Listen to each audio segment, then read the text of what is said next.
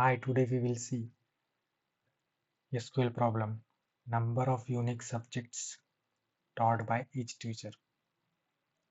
So you can see here problem statement. Write a solution to calculate the number of unique subjects each teacher teaches in the university. So we have to calculate number of unique subjects each teacher teaches in the university. Return the result table in any order. So you can see here teacher table, and here they given teacher ID, subject ID and department ID columns. So we and output also they given here teacher ID and count. So you can see here teacher ID 1 teaches, subject ID 2 and subject ID 3. So total 2 subjects teacher ID 1 teaches in the university. So that's why here count is 2. And you can see here teacher ID 2 teaches subject ID 1, subject ID 2, 3 and 4. So total 4 subject they are teaching in the university. So that's why count is 4. So now we will write down the query here. Select. So in the output we want teacher ID. So we will take teacher ID, comma. So we have to calculate how many subject they are teaching. So we will use here count function, and we have to use here distinct function also, because you can see here in subject ID teacher ID 1 teaches subject ID 2 in two different departments, 3 and 4.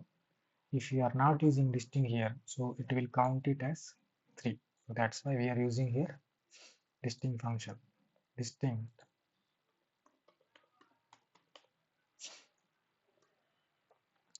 subject ID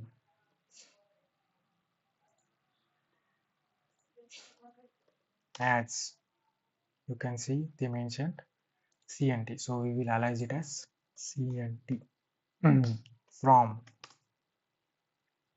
teacher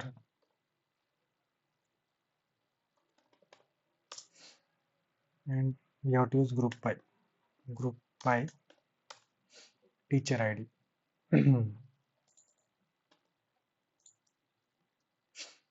So it will group by teacher ID 1, 2 like that. So we will now run this query.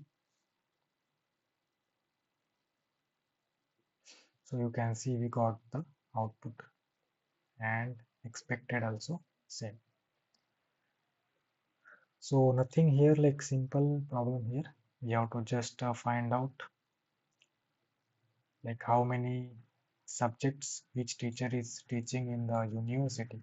So that's why we have used here count function, and you can see subject ID 2, this teacher ID teaching in department 3 and 4. So that's why we have used here distinct function, otherwise it will count this one also.